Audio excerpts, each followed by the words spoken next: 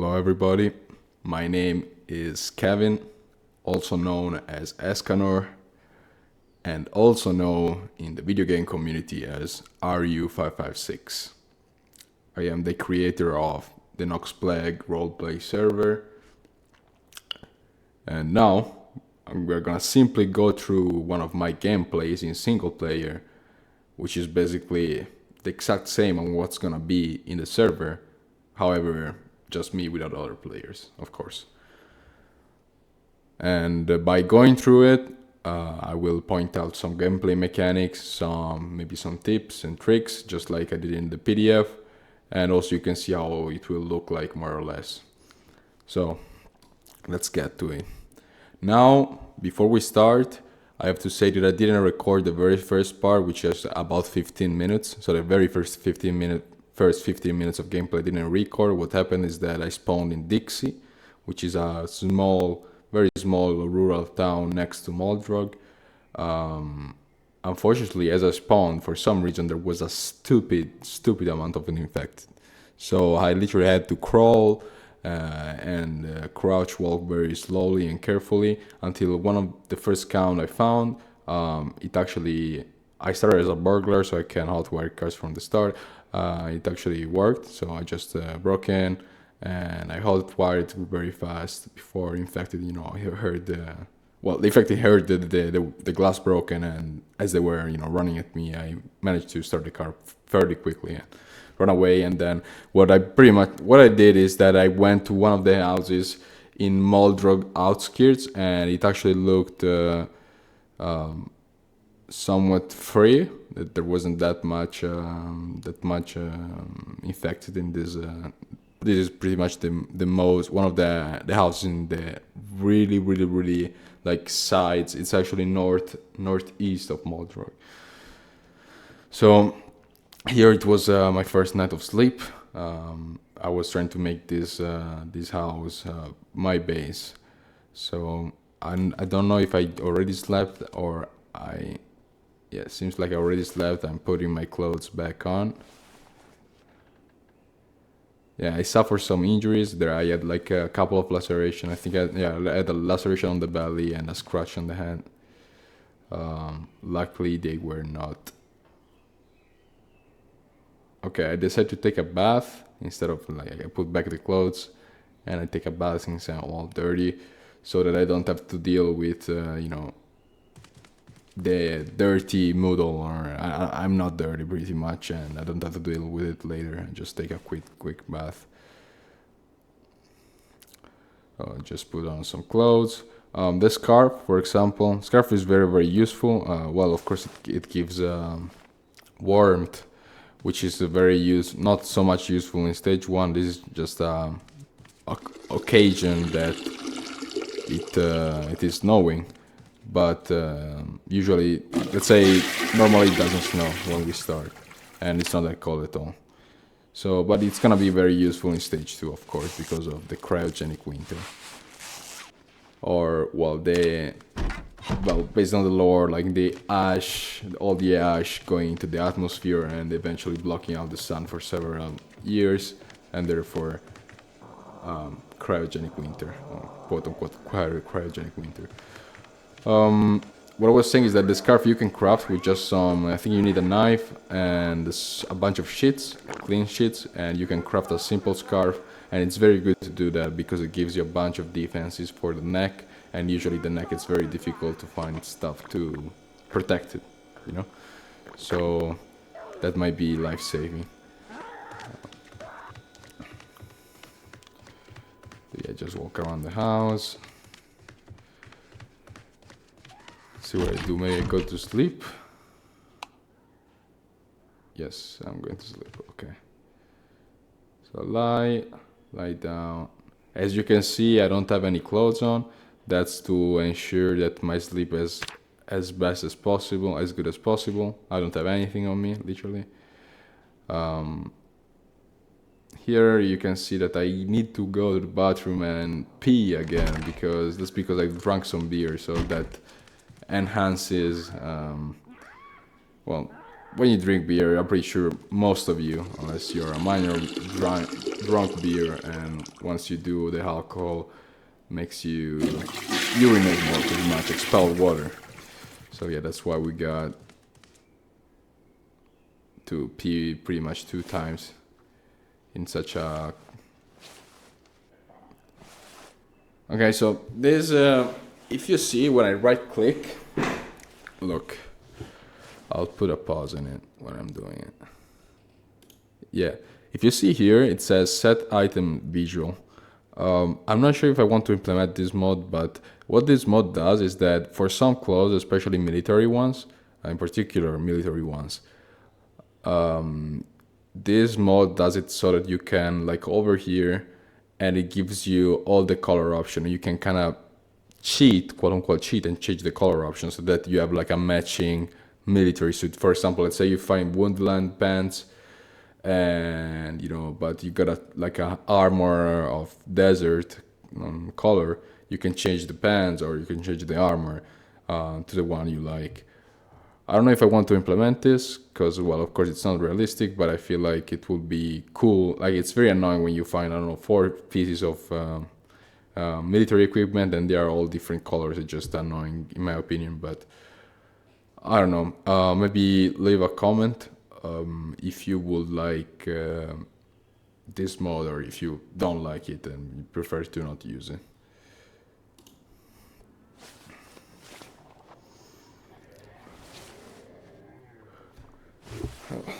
Well, nothing to say here, just put on stuff.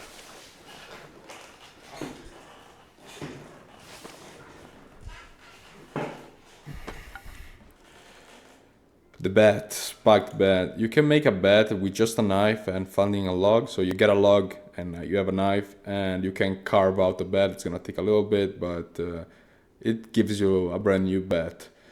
And now after that, if you have nails and a hammer, you can put nails into the bat and it becomes a nailed bat. And it's pretty strong weapon. Quite simple to make and pretty strong.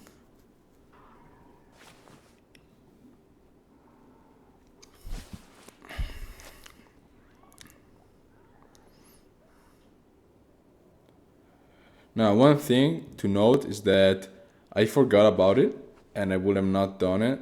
I am using the tool belt. The problem with the tool belt is that it disables the ability for you to run. So you're not, or to sprint. You can run, but you can't sprint, and that's very, very bad. Sprint is extremely necessary when there is sprinters, and in this case, in this server, there is sprinters. So I was trying clothing option, and I noticed that if I put my hood on, it doesn't allow me to wear also my polo neck sweater. So I put the hood down and then I wear the polo neck sweater.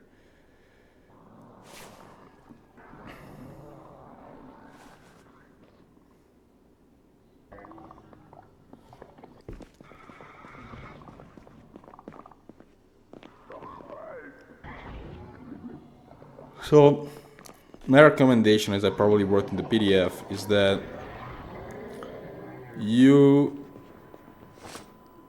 find a house, like a house in the outskirts or for some city or town, very, very outskirts.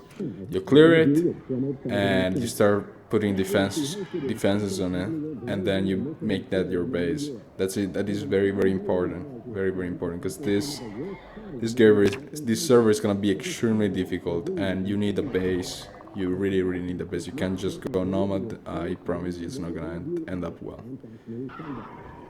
And you can't just pick some building in the middle of the city, because I promise you, it's not gonna end up well. I have thousands of hours on this game, and I tried spawning in the city. I have other footage that I'm probably not gonna show now.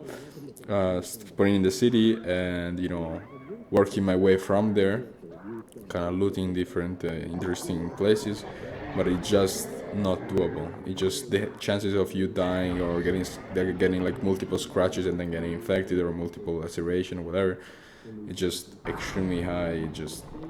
It's just pretty much a death sentence. So here what I do is just I put myself to read. The interesting note is that when you read now, you don't get like an XP multiplier, you actually get XP. And it's slow, but you get XP. And this is made so that the players don't have to go around the map and like destroy everything, like dismantle everything on site to just level up. You can just find the book and read it. So if you're level 0, let's say in Metalworks, you need the level 1 book. Level 1 book allows you to gain XP until level 2 Metalworks. So once you reach level 2, this book, you won't be able to use it anymore. It will be unusable. It tells you already know this stuff. Then you have to find Metalwork level 2, and with that you can learn level 3 Metalwork and level 4 Metalwork, and so on. It's I think it's a great mod, great mod. And I was browsing through channels in hopes of finding something educational. Sometimes you find programs that give you XP, for example, for fishing or trapping or other stuff. Carpentry. Apologies, I'm a bit tired. So it's still nighttime, so I don't want to go outside. Nighttime is very dangerous, of course, simply because you don't see very well, and with sprinters it could be just a second, and you don't have enough spatial awareness because of the darkness, and you're just gone. So, as you can see, already barricaded. I already put tarp on all the windows, like they are all covered, and that's very important, very important. And I already barricaded most of the windows.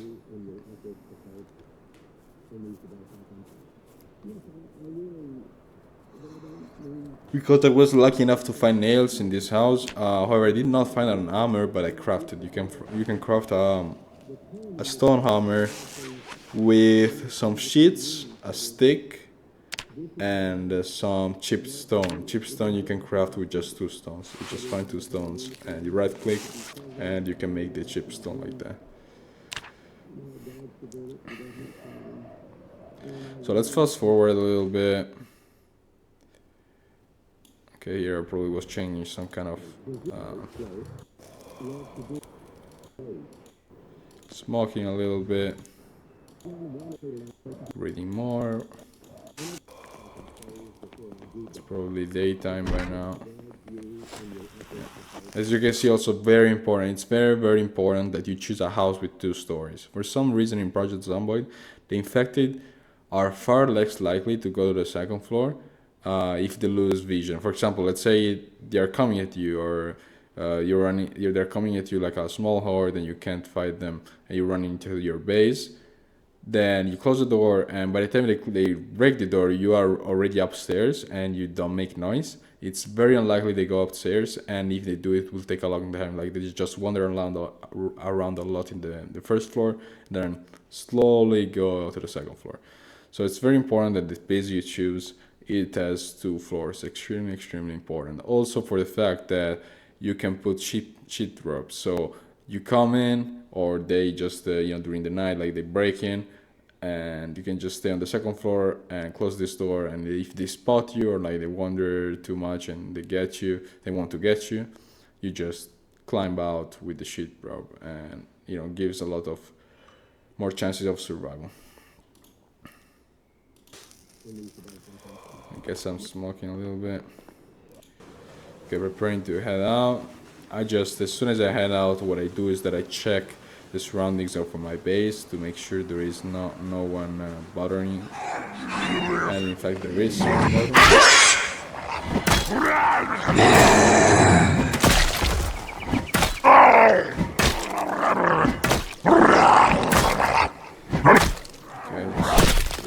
Kill them. I just killed them, nothing special.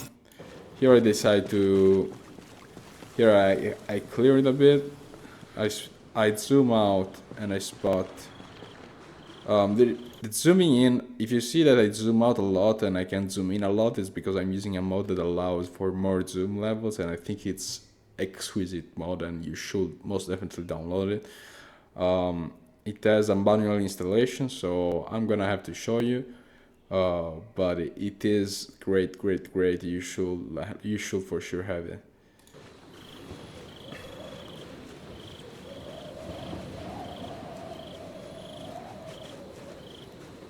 So I just go here a little bit around the trees so that the horde doesn't spot me, and stay on the lower side here.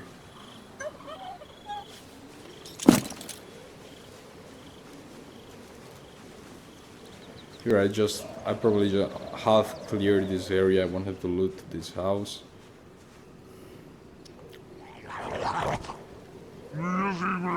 Going this way, like towards the left, is going pretty much towards Moldrug. Is the outskirts of Moldrug. Going like this, it's gonna make me reach like the center, more or less. Oops, I hit the mic.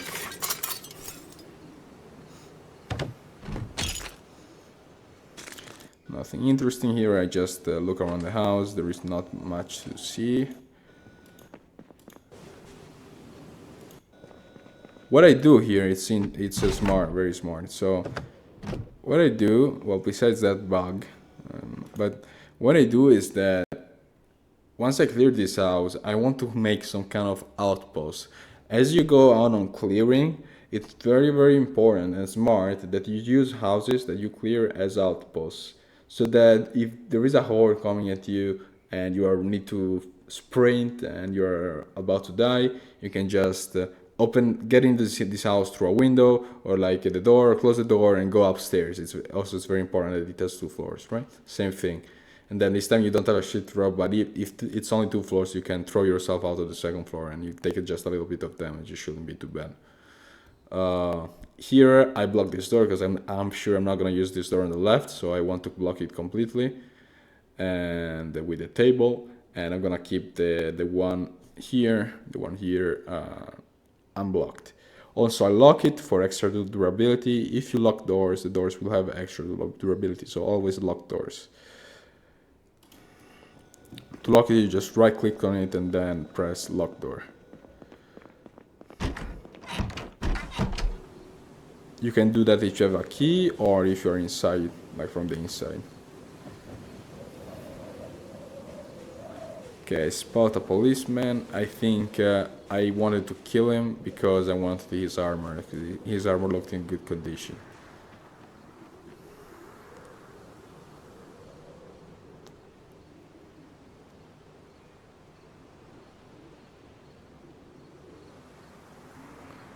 So I'm just checking the surroundings, how many hordes and where.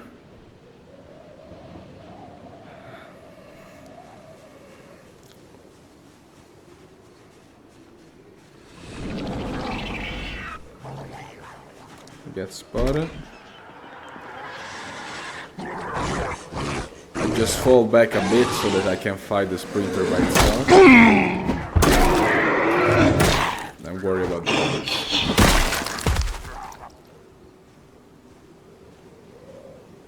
The sprinters truly are the only danger. Walkers and like fast walkers, shamblers and crawlers and everything else. It's more of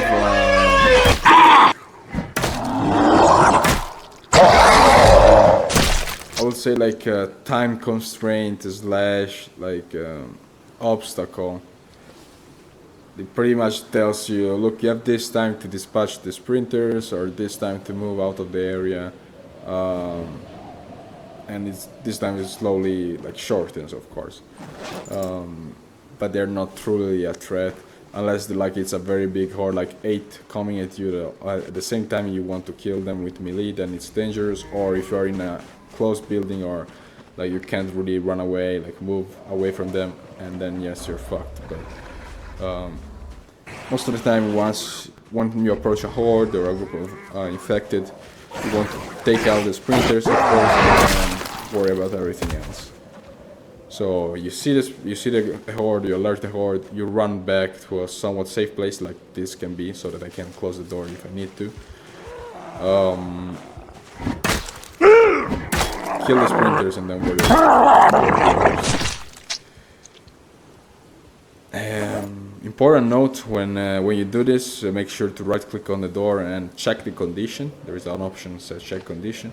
It will tell you what's the condition of the door. You wanted the door to at least to be to orange condition. It will say like it's in decent. There will be a writing in orange saying the door is in decent condition or something along those lines. That because of course if it's in bad or very bad condition, the door will just open in like one hit. So it's almost as if you leave it.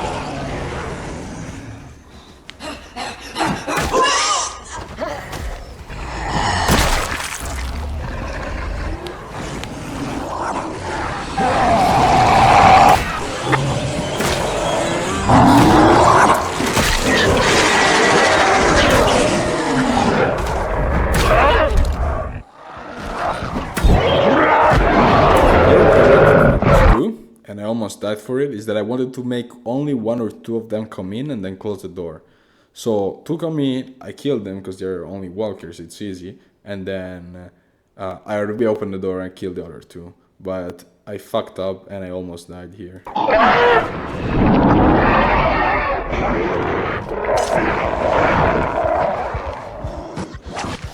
So I get out and I run away. Also because I noticed that my panic is extreme. When your panic is extreme, you just do a much less damage and you have a lot of chance of tripping like randomly, and so let's say you can die it's much more likely to die. So I wanted to fall back, chill out, wait for this to go down, and then go back at it again. See, I locked the door.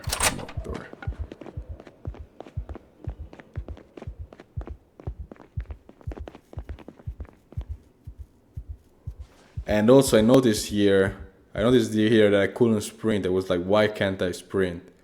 And then I remembered that it's the tool belt that doesn't allow me to sprint. So here, I think I tried to sprint.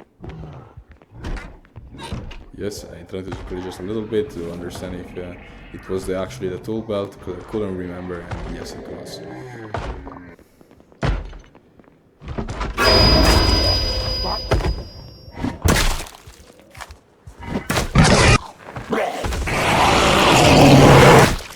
As you see here, it's very important when you go through doors that you have your weapon ready, as I did here. By having my weapon ready, I could just look right, I looked left, then I looked right, and just instantly hit the infected.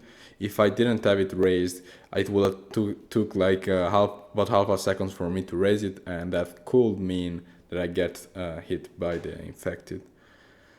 So always be in a ready state when you go through doors that might be, dangerous. Of course, you don't go like that through the doors of your house if you know it's clear.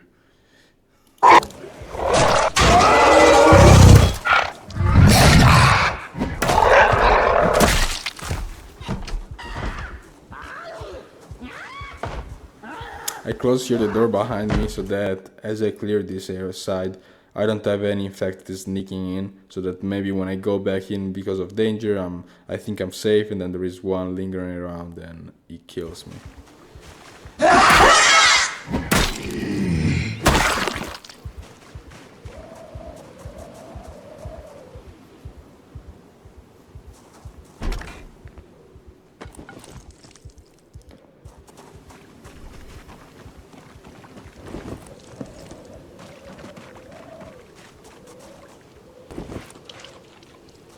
Here I just moved the corpses out of, away from the house.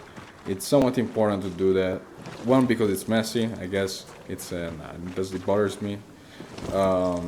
Two, because it starts to smell, and if you don't have a mask at all times, like for example when you go to sleep that you are chilling and there is like infected nearby, dead infected, it just smells a lot and it gives you nausea and eventually it makes you sick. So you want to do that. So let's fast forward.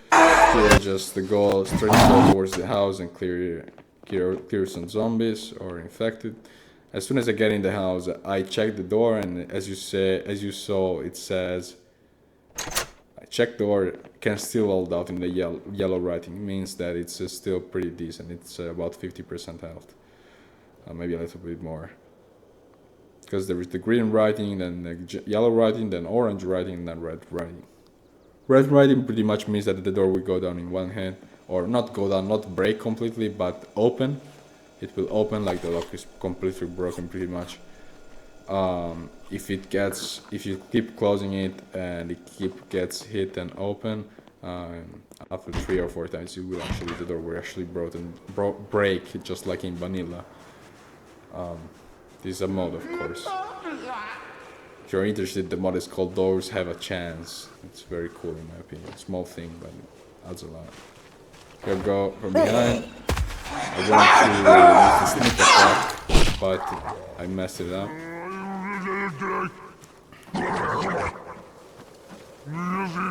So here I pretty much just clear this next door.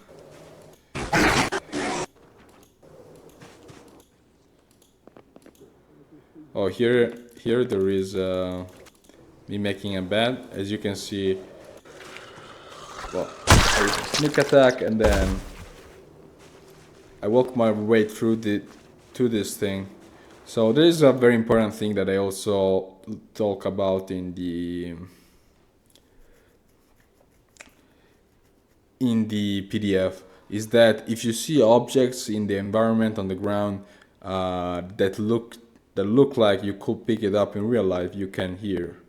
So for example, I see this stump on the ground and I want to pick it up. I just right click on the stump and it says pick up object. Now I pick it up and it gives you 1 log. This baseball bat is completely broken, and I right click on the log and I click on carve baseball bat because I have a knife in my inventory, so it allows me to do that. It takes a while, but let's fast forward and I have a brand new bat, and I'm just chilling. Now I put the nails in it, so now it's a bat. Also I found a shotgun in the meanwhile, which I think 3 or 4 bullets, not much. Smoke a little bit because I'm stressed. I gotta go to the bathroom. Not too urgently. Let's just forward a little bit. There's nothing much to talk about here. I just keep walking my way through towards other houses to loot more.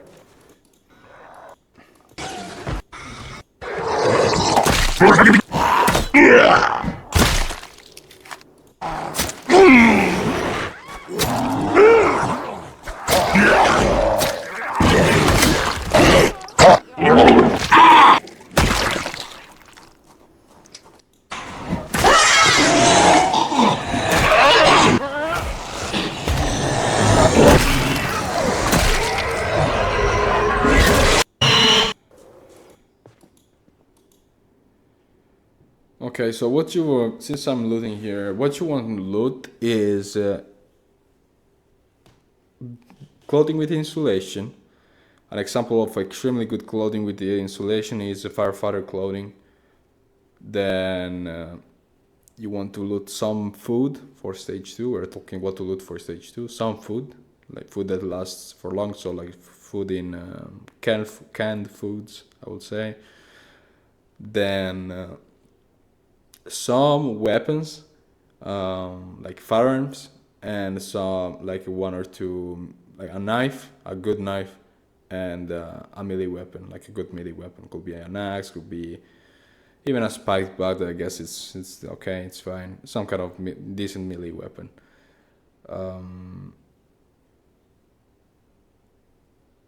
That's pretty much what you are aiming for this stage, besides surviving in itself. Also, if you can do the quest, a message from Pat, which you will get as soon as you spawn in your inventory will pop up a note. There will be a note, like a written note. You read it and it pretty much says where your loved Pat was the last time she was seen. And if you got that location, there won't be her because she will be dead. It's a little spoiler. But there will be a medallion. If you pick up the medallion and you give proof to me or one of my assistant that you have the medallion in your inventory, so you pretty much take a screenshot of you playing in the server with your open inventory and there is the medallion. In the stage 2, I will allow you to have Pat's, quote unquote, Pat's old car. So you pretty much will have access to our old but working car. So like a cringe car, so not very cringe car, but working in stage 2, which is gonna be pretty much almost impossible to find a working car in stage 2. It will be, every single car pretty much will be, unless you're extremely lucky, will be very broken. So, and in stage 2 is very important to have a car as fast as possible, because there will be mass hordes roaming. So what happens is that it works in 3 stages. The first stage, it's like the normal vanilla zombie stage. The zombies are infected. They are just distribute around the map. Normally, more focused in cities and less focused in rural areas. They just, form hordes and what are they doing in normal vanilla. In stage 2, the cities, all the hordes in the cities, or like majority of the infected in the cities, migrate out of the cities and group themselves in bigger and bigger and bigger hordes in the outskirts of the city. So you will see if you encounter one, you will see extremely huge hordes, like extremely big hordes, in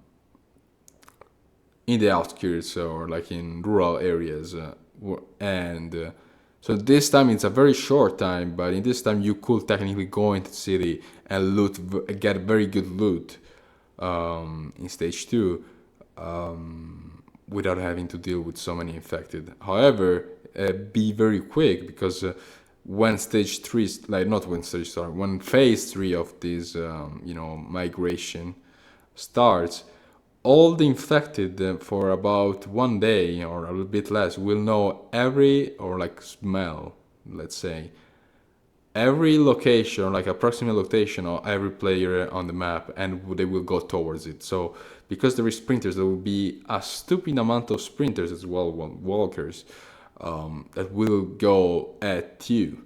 And unless you have a super base, which you can defuse it yourself, which is extremely unlikely, especially in the start and middle of the stage 2, you will need to run. And to run, you need a car, because if you run by foot, it's likely that you will get caught, and because infected don't get tired, and you do. And you can also may survive if there is like a multiple story, not 2 story and so enough, but maybe 4 or 5 stories building, and you stay on the very top floor and you be quiet. You may not get spotted.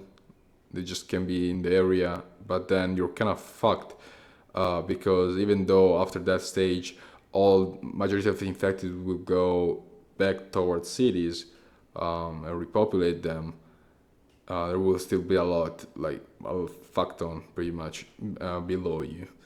So I don't know how you're gonna get out of that one, but the choice, and how you played it, it's up to you. Also, maybe a bicycle. If you find a bicycle, it might be just enough to get away for those 12 hours.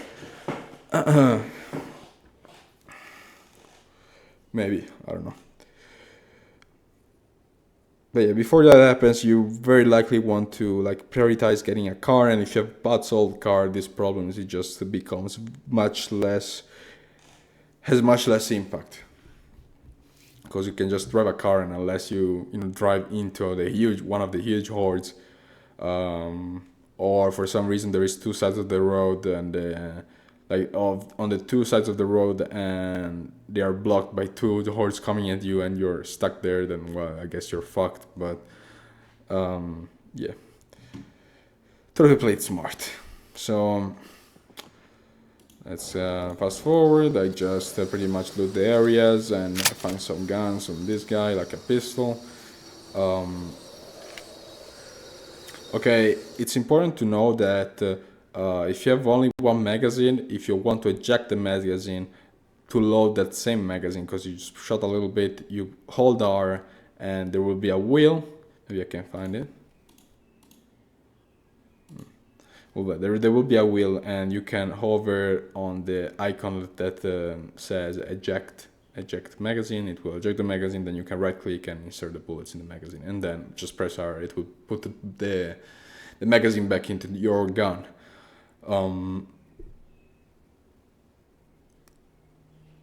And it's very important, of course, to have a gun. One, because guns infected. In this game, I didn't set the infected health as high as it should be. The infected health is it's fairly high, higher than tough in vanilla, so it's gonna be difficult to kill them in melee. However, you have there is a buff for all firearms, so shooting at infected it will kill them faster. Like it has a bonus than using melee weapons. So in dangerous situations, of course, you want to have guns. Also, if because I will go on that later. But as I wrote in the PDF, it's very important to find other people. But let's say you are with a friend, right? And he stays in the front with a melee weapon, and you're cleaning a building, and then he gets jumped and is about to get killed or beaten, and you are behind him, and you have a gun. You can shoot at the infected before he gets your friend. If you are melee, it may not be fast enough. So that's one thing. So I think I was wanted to say something more, but it's fine. So one thing that I decided is that I'm gonna remove the double holster, just because I think it's a bit unrealistic. Like I've never seen a double holster like worn by police people. Also, like a double holster, it's just very weird. However, you do have an extra spot in your lower back. You can put a gun like a pistol in not inside your lower back, but let's say between the pants and your butt cheeks, as you typically see in film movies by like gang people, or if you saw it in real life, I don't know. But yeah, you can put one small weapon, aka a pistol, pretty much a pistol, only pistol, and like SMGs, like I guess SMG pistols, there, and then you can put one in the holster if you find a normal holster, or in this case, I have a military holster that I attach to the hip. Also, one little tip it's not a tip, but like a suggestion that I would like if you do it. If you find a military holster, let's say, like I did, and then you find a normal holster on the right side, or what you can do is, one, you put the military holster on the left side and you keep the like vanilla holster on the right side, okay? So they don't clip, the models don't clip. And also when you put weapons in them, like two pistols, they don't clip. Second thing, you just remove the holster, like the vanilla holster, and keep the military holster, or remove the military holster and keep the vanilla holster, so that it don't clip, and just throw it away, because it makes sense. And this works the same. If you could do it, I would gladly thank you. Works the same for clothes. If you see a cloth, some kind of piece of clothing that clearly it clips through, it goes through, it's not, in real life you wouldn't be able to wear it together. For example, later on I find like a welding helmet, and I have this gas mask, or this half mask, and when I wear the welding helmet, the half mask clearly goes through it, like straight through it, and you can see like the models like coming out, and it just looks very weird. Do one thing: remove the welding mask, or remove the half gas mask.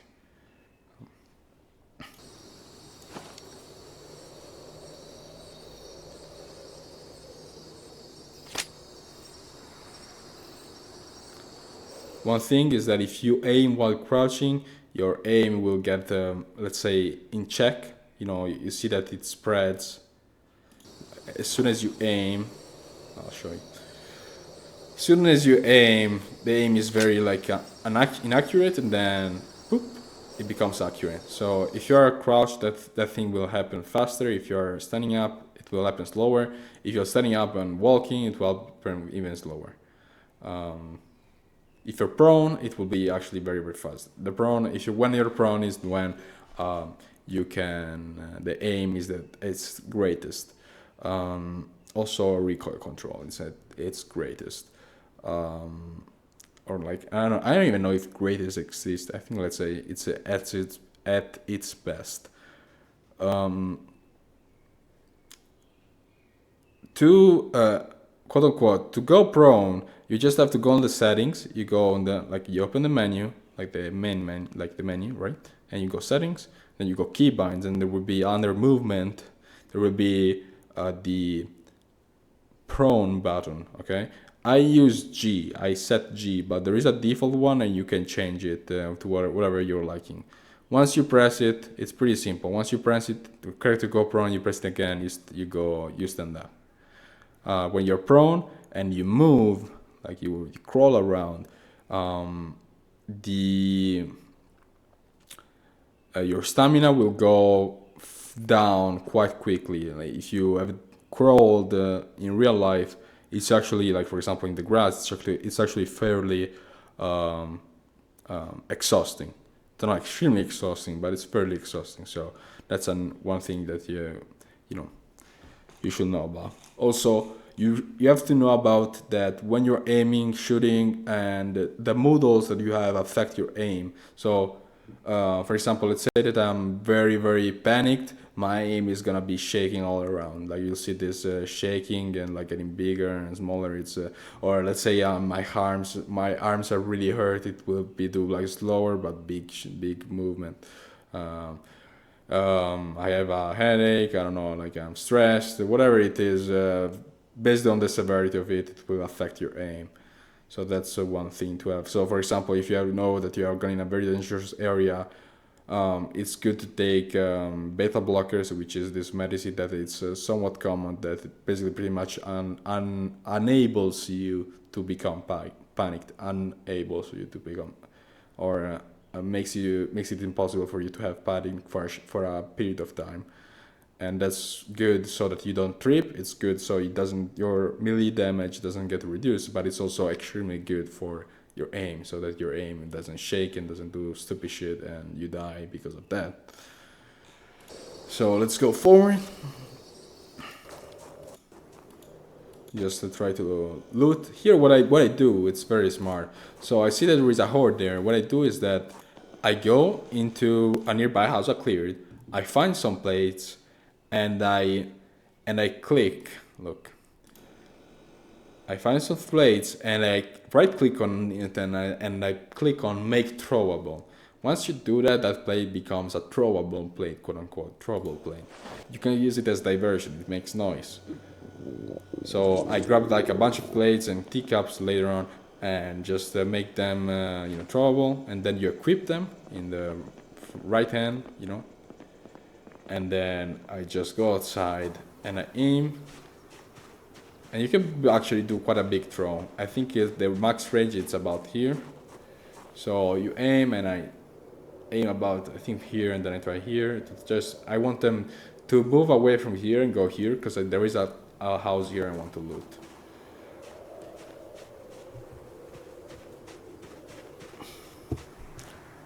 So let's fast forward. That's pretty much all I do. And see, I go towards this house, and here I it. You can see it. Here I know there is I hear some infected here, and also I know there is here. I really don't want to get spotted, so I crawl. When you're crawling, there will be this icon that from gray becomes green. I don't really need this icon. I don't like this icon, like this bottle, but it's there by default because of the crawling mode, so I can't really do anything about it. But for example, this stump, going back to what I was saying before, this stump here, you can actually right click on it and pick it up, and it will give you a log.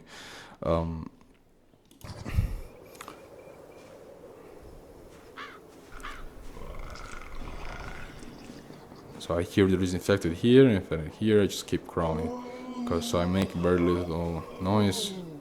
As well as they can, like, for example, if there is infected here, is looking at me and I'm prone, I think sometimes you actually, they don't see you.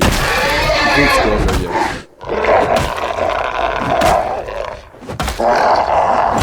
Also, there is an option that I don't know if I want to enable or not. In this one, I'm enabling it.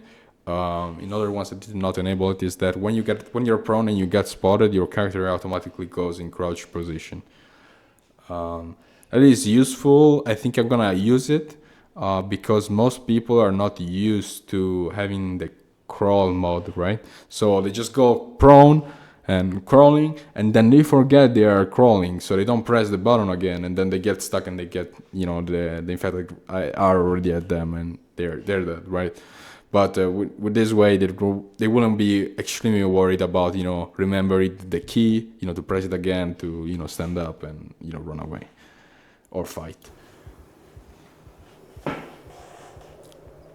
So let's fast forward a little bit more. I think pretty much I've talked about all the main things. Well, I guess you want also to loot some basic meds for your stage 2. I will say some bandages and disinfectant is any type of antiseptic. It's very, very important. You want to have at least 2. In my case, I also want to have some alcohol on me because I'm an alcoholic. So unless I want to suffer extreme debuffs and eventually even death, I want to have some alcohol on me. But let's fast forward. I just go a bit around, try to loot. Nothing special really. I think pretty much we have covered the major stuff for stage 1.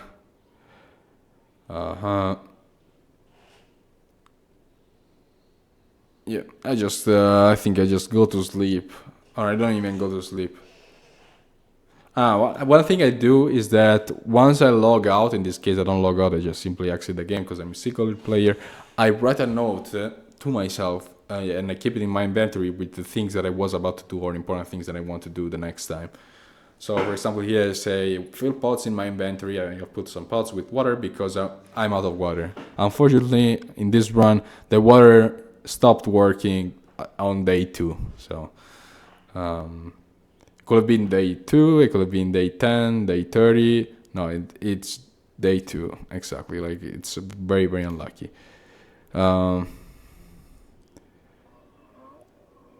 So yeah, nothing to say. Just write some bunch of stuff, and then that's it. Let's go on to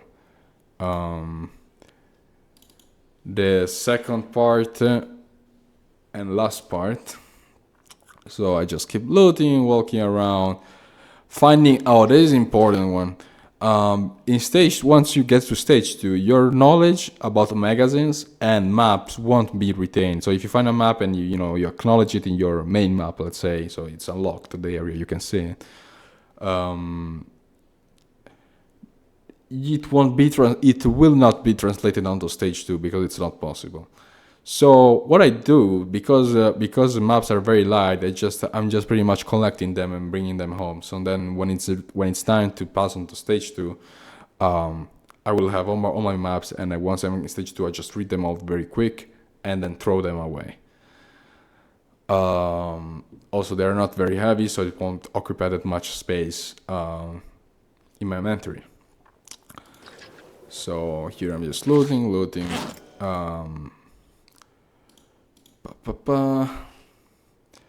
Same thing for magazines. If you see a magazine that is very important, it will give you, in your opinion, it's very important, and will give you some crafting recipe that you really want.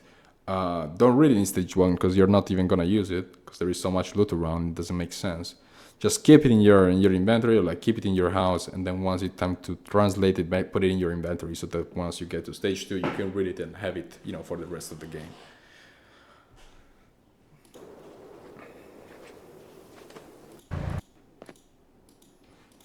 So here, see how bad it looks.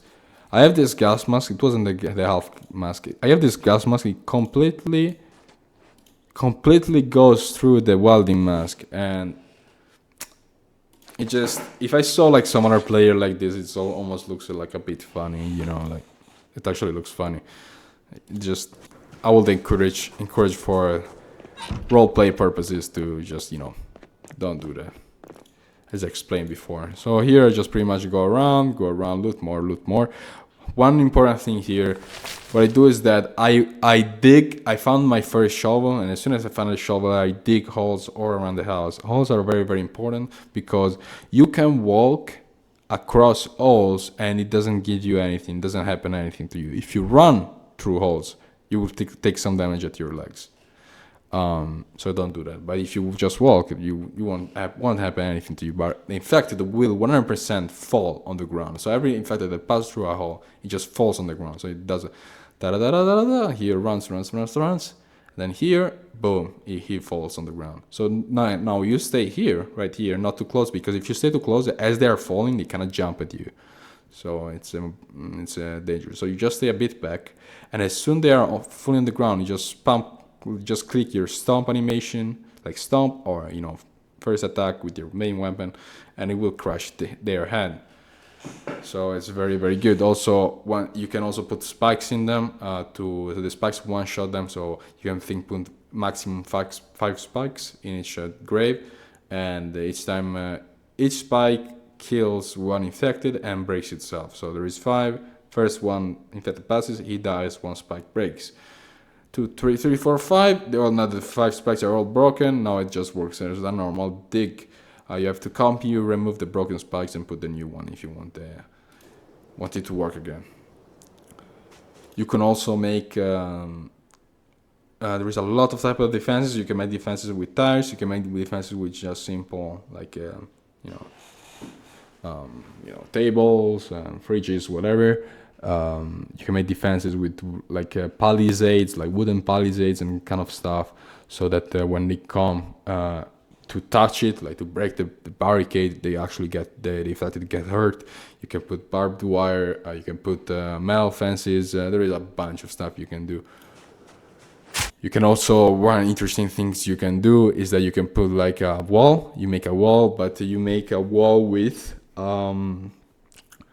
a window hole in it. And that why? Because then with the window hole you can seal it with a metal plate. So what you do is that you put a bunch of walls with windows, like with windows holes, and then you put metal plates on it and you seal them. So now although you only use one metal plate, pretty much, like one metal plate and some other like little things, now it's as if you had metal walls, because the infected will hit at the metal, they won't hit the actual wall, they will hit only the opening which is sealed by the metal plate. So it's a very useful tip I give you. But this is a very advanced. You will need a lot of like metal work and stuff. So that's probably gonna go in stage 2. Another maybe interesting things if you are into welding, which is very useful, of course. Maybe bring a propane torch onto stage 2, because they will be difficult to find. So I just go to the bathroom. One little thing, when you're in the bathroom, you can do the 1 or the 2, so pretty much pee or take a poo, or poo. And when you have to pee, simply you right click on the toilet and and you click like pee into the toilet. Or if you're outside, you just pee outside, like it just say pee, it just says pee or something like that. Like urinate, it says urinate. If you urinate into the toilet, it will give you a happiness buff, a small happiness buff. And if you urinate outside, a very, very, very small happiness debuff. If you urinate inside the toilet, after having done, it will flush the water. If you don't have enough water in the toilet storage, it won't be able to flush it, and if you leave it long enough, it will start to smell, especially if you poo in it. If you defecate in it, it will smell very quickly, very fast, and then you have to clean it. By cleaning it, you simply bring some water, like a pot, and then right click on the toilet, and it says use water to fill like storage and flush the toilet. So that's what we'll do. Also, when you are doing the number 2, make sure to have a sheet paper. Not of paper. Sorry, like a sheet, okay, of cloth, or some toilet paper to clean after yourself. Because if you don't do, then try and see what happens. If in some case you're in a dangerous situation, for example, you need to pee and you don't have the time to do that, you just didn't, you're about to fucking die, there is a dangerous situation, and you pee yourself, what will happen is that all the clothes that, let's say, are below your groin, I guess, not below, but like, let's say close to your groin will get, mark that says, if you over the cloth, it will says like urinated or like, with urine. And you will see a modal here that says like that pretty much you are smelling and that you feel uncomfortable. To remove, like to clean the pants, there is two things: the pants and the underwear. There's two things you can do. One, just wet it out. It just gives a bunch of unhappiness debuff because you smell and it's uncomfortable, but you can pretty much just forget about it, quote unquote, for like a few days, and after a few days it will clean by itself. Second thing, wash the clothes, but wash the clothes with bleach. If you wash the clothes with soap, or normally it won't do anything, won't to remove the urine, or if you defecated, which is worse, it won't remove that. You need the bleach, so it's important to, like, if you see some bleach, it's important to bring it in your house, and also maybe a mop for simply for roleplay purposes, to keep the house clean. I like to keep my house clean. In this case, I didn't find one, so I couldn't just throw blood all over. But for the second thing is that to clean. In case that happened, I could clean my clothes. So I just go forward, and I wanted to loot the police. This was my quest on looting the police station. It was very long and difficult run onto looting the police station. Here's something very funny happens. So I get to this bar and walking my way towards the police station. And what happens is that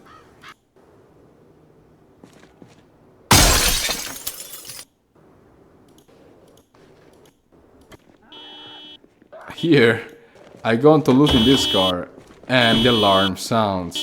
Careful, because in stage 1, since it's the start of the apocalypse, yes, there is very good and working cars, but they also, a lot of them have alarm.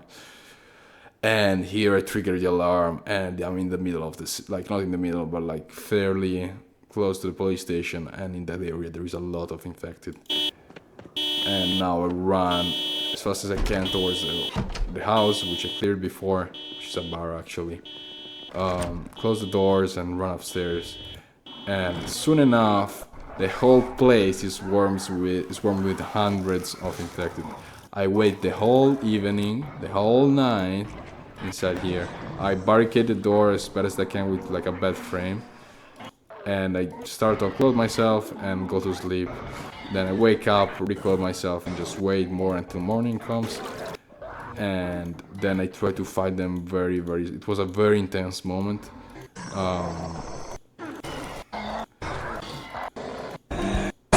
As well as I can. Luckily I had this cook.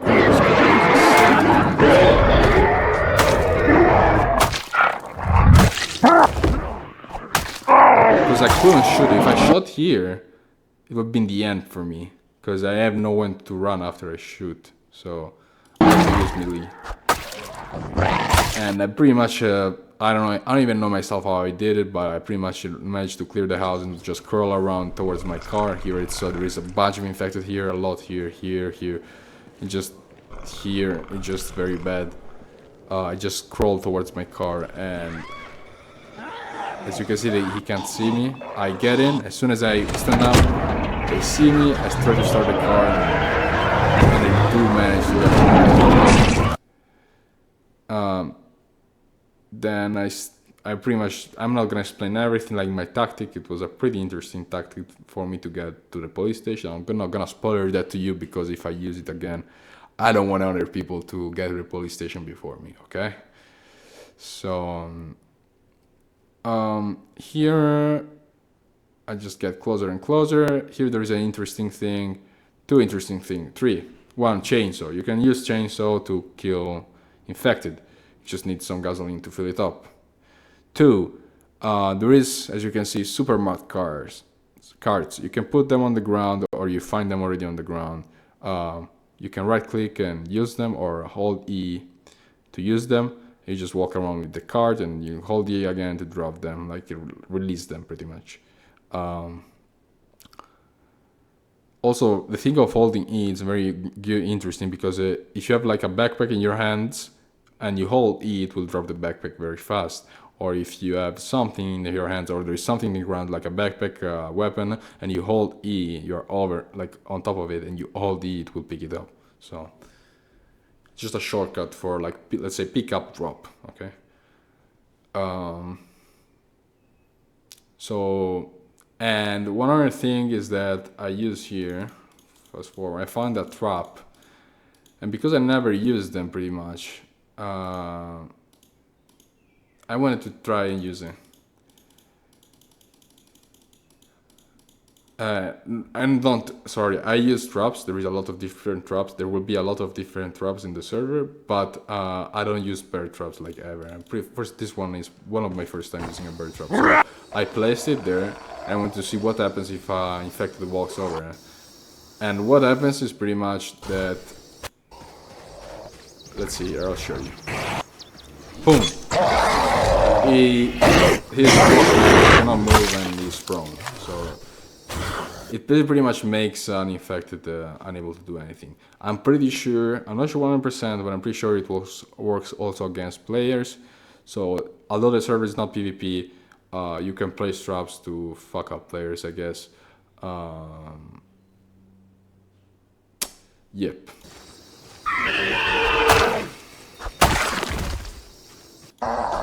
So here I just fast forward, and here I get very, very close to the police station, but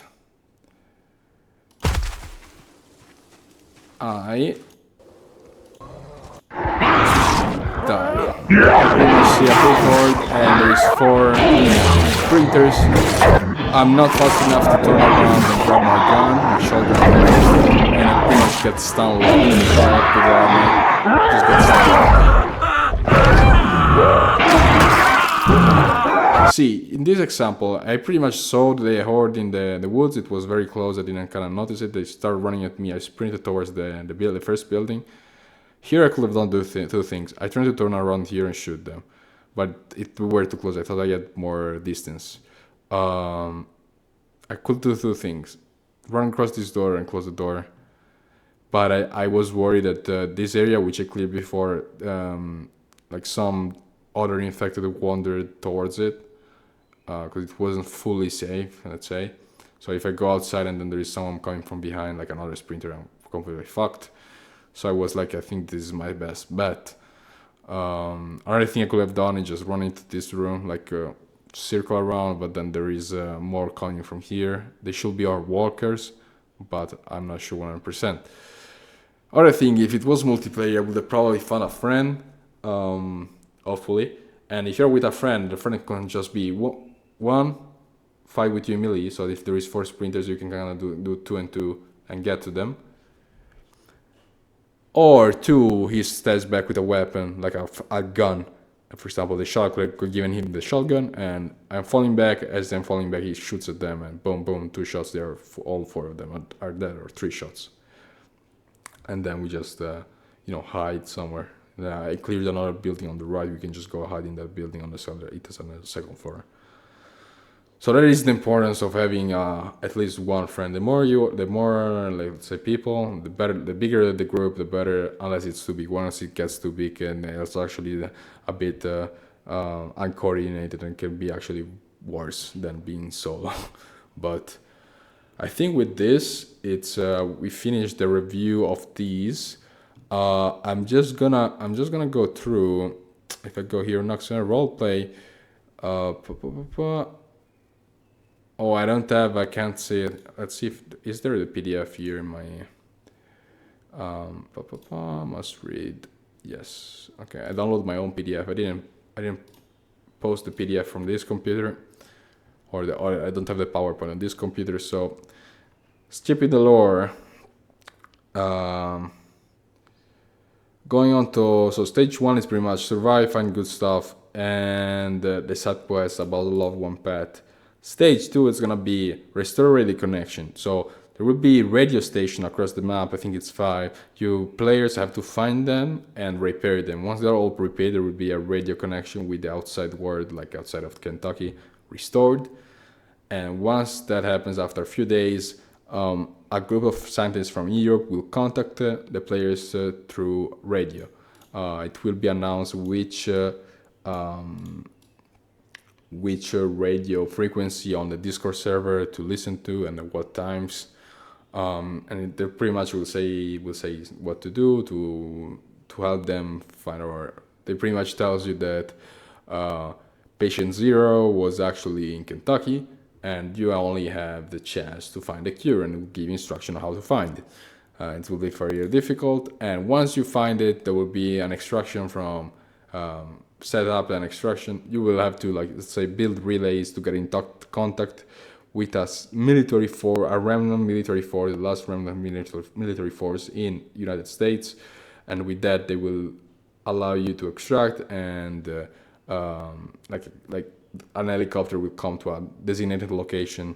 You have to go there, get extracted, and from there you pretty much win the game because you have the cure. So you can give it to the military, and you just won the game. So this is a group game. So what it means is that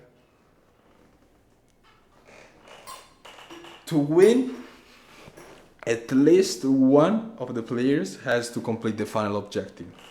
If he then manages to complete the final objective, then the run can be won. Okay, if everybody dies, then I guess the infected won. So we lost, and it will start all over again. Even if we win, it will probably start all over again. Even though I have more ideas for roleplay servers.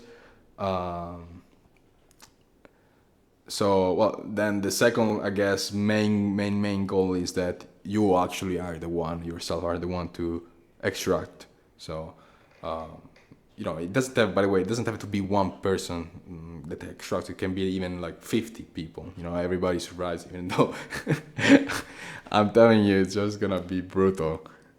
Most people will die in stage 1. Like, I expect because people are not careful and they are greedy, myself included.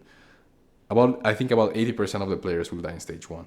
In stage 2, in the first week, like half of it, like of the 20% left, only 10% will be left, and then 10% pretty much to deal through the rest of the game.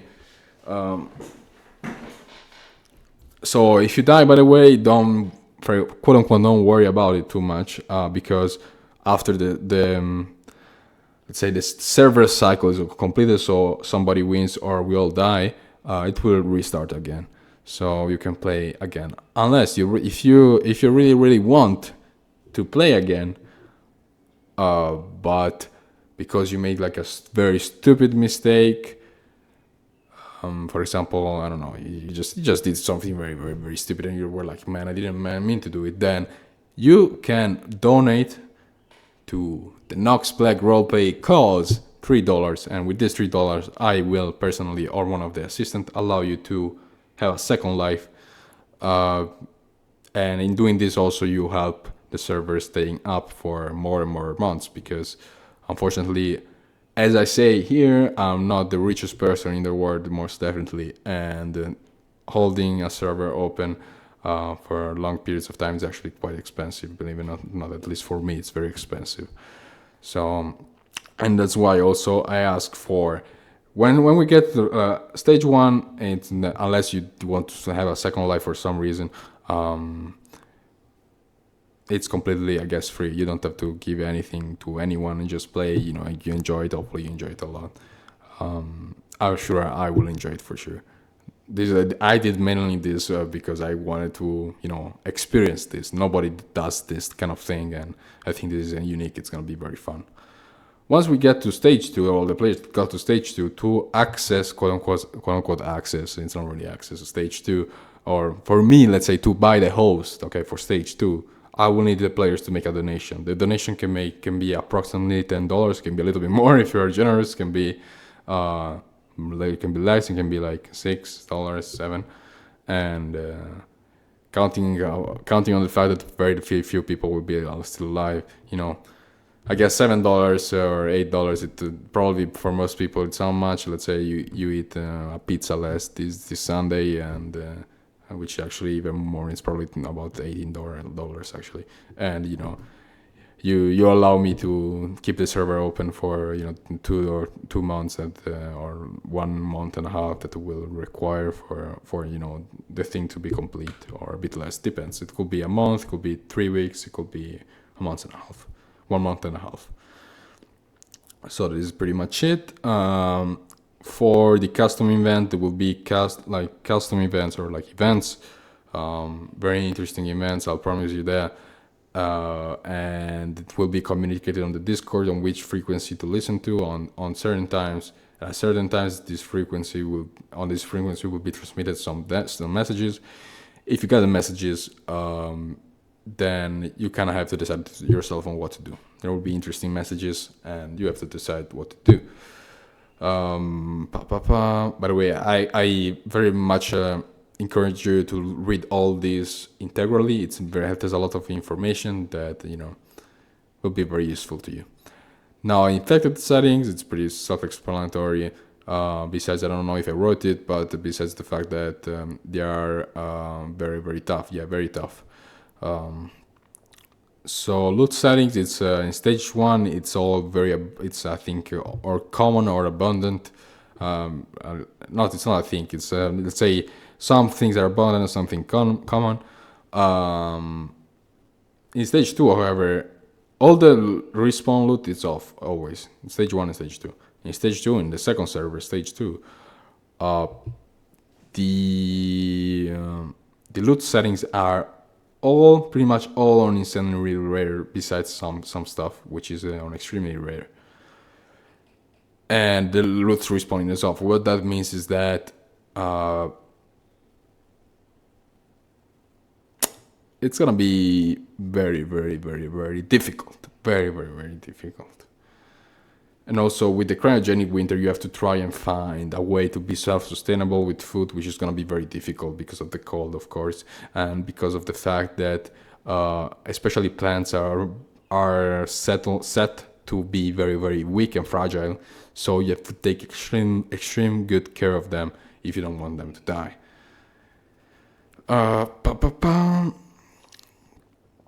Now, must know gameplay feature. There's the food system, which you can read. It's pretty much, I guess I went through it already.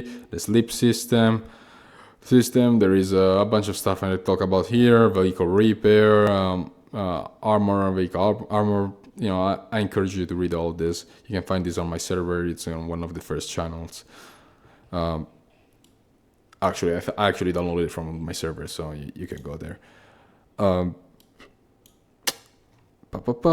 Just nothing.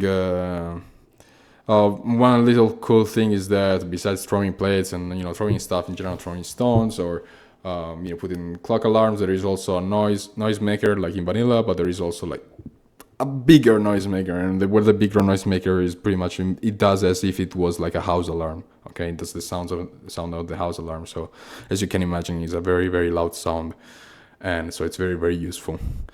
Very, very, very useful if you can build it. So that therefore, starting as some kind of engineer, mechanic, the kind of stuff, or electrician it's useful. It's useful, very useful. More than you think. Carpenter more than you think, much more than you think.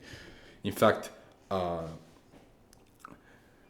I was gonna say something, but I'm not gonna say it. One more thing I wanted to talk about is tents and like caravans, I guess, or like some kind of like how do you call them, like trailers. So you can get into trailers, you can get into tents, into trailers. Once you right click on the door of you right click on the trailer, there is I can't remember the exact way, but pretty much you can set a trailer, and you can stay there. It's a safe place. Second thing, you can also, once you build that tent now, When in vanilla, when you build a tent, you just place it on the ground and you right click, and then you right click on the tent and press sleep. Now, the tent is very very useful because when you build it and put it on the ground, you can right click on it and enter the tent. Once you are inside the tent, you are safe, completely safe from any kind of threat. But of course, if there were infected outside, they won't be able to attack you inside. But once you get out, you're pretty much dead, right? Because they're just waiting there at the doorstep. So. Uh, yeah, they do that enter the thing in a safe place. Also, it's very useful in the stage 2 because it's gonna be very cold, and when you enter the tent, it actually protects you from wind. And if you have a gas mask or some kind of mask, which you will likely need to have because the infection becomes airborne, you can just build a fire and the toxin fumes won't really do anything because you have the gas mask, right? So you build a fire inside and you stay warm. One little note is that sometimes the floor is bugged, like the texture of the floor inside the tent is bugged, so it's like black. I don't know, it looks a bit weird, but I can't do too much about that. So yeah, if it happens, it's generally, just you will see that the floor of the tent black, but it's not nothing major. Then there is I will explain really quick the the how the babies will work. So pretty much if there is a guy and a girl, right, and they decide they want to have a baby, they just tell me or one of the assistant. Try to tell always me directly. Then if I'm not available, you can ask assistant. But even if I show that it shows that I'm offline and truly I'm actually online. I just put sometimes offline so that some people, let's say, don't bother me all the time. Um,